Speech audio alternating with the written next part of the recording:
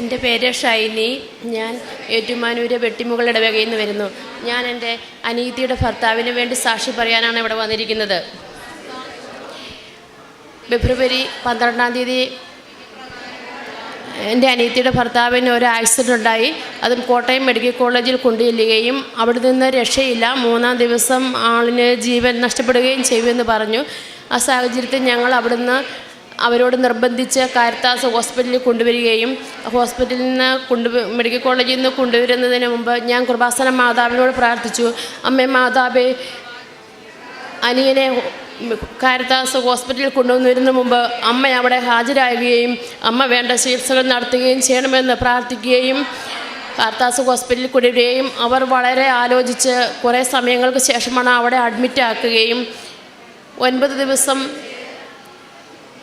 വെന്റിലേറ്ററിൽ കിടക്കുകയും യാതൊരു ഓർമ്മയോ ഒന്നുമില്ല. വെന്റിലേറ്റർ എടുത്താൽ ആളിന് ജീവൻ പോകുന്ന സിറ്റുവേഷനായിരുന്നു.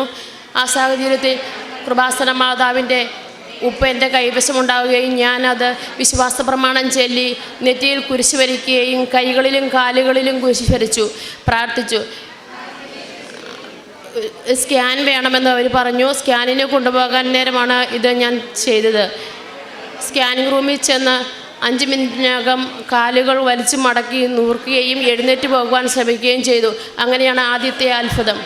അങ്ങനെ 13 ദിവസം ഹോസ്പിറ്റലിൽ 13ാമത്തെ ദിവസം ഓപ്പറേഷൻ ചെയ്യുകയും ഒരു ദിവസം തന്നെ 3 ഓപ്പറേഷനാണ് നടത്തിയത്.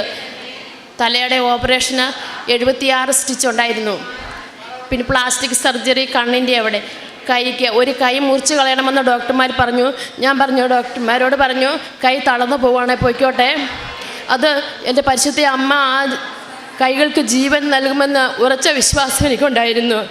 ഡോക്ടർമാർ ഒത്തിരി നിർബന്ധിച്ചു, കൈ മുറിച്ച് കളയണം, ഇല്ലെങ്കിൽ ഇൻഫെക്ഷൻ ഉണ്ടാകുമെന്ന്.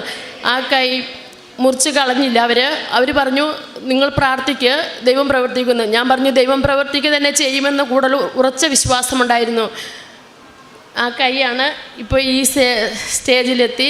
കൈ പൊക്കാൻ പറ്റില്ല, പക്ഷേ അകത്തി നിർത്താൻ പറ്റും. ഇപ്പോൾ ഫിസിയോതെറാപ്പി ചെയ്യുന്നു. ഈ സ്റ്റേജിലാണ് ആൾ കാരിത്താസ് ഹോസ്പിറ്റലിലെത്തിയത്. അവിടുന്ന് ഓപ്പറേഷൻ ചെയ്തത് ഈ ഓപ്പറേഷൻ തിയേറ്ററിൽ നിന്ന് ഇറക്കി റൂമിലെത്തിയ ശേഷം ഇതാണ്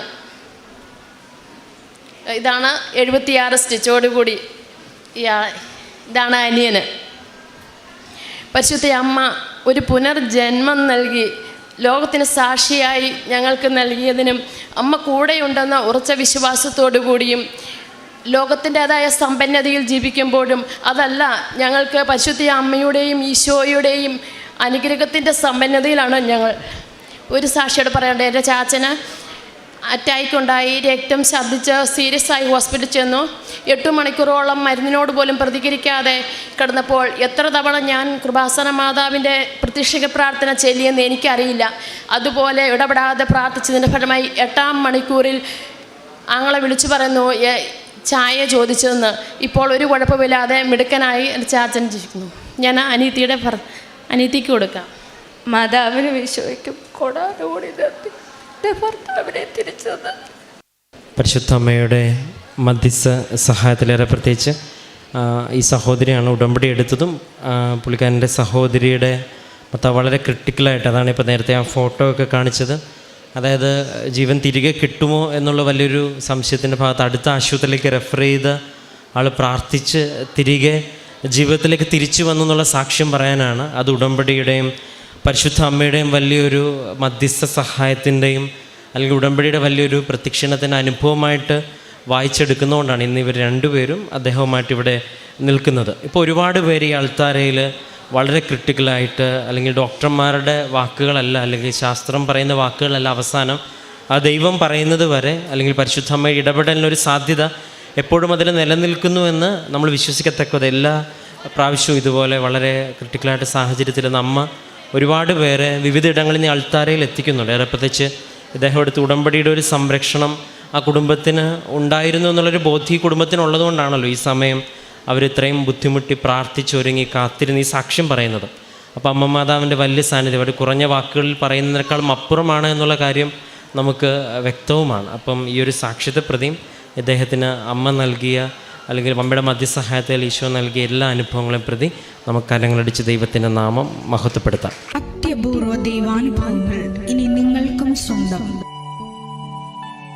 ഈ യൂട്യൂബ് ചാനൽ ഇതുവരെ സബ്സ്ക്രൈബ് ചെയ്തിട്ടില്ലെങ്കിൽ ഇപ്പോൾ തന്നെ സബ്സ്ക്രൈബ് ചെയ്യുക. ഈ വീഡിയോ ഇപ്പോൾ തന്നെ നിങ്ങളുടെ സുഹൃത്തുക്കൾക്ക് ഷെയർ ചെയ്തുകൊണ്ട് കർത്താവിൻ്റെ പ്രേക്ഷിതരാകുക.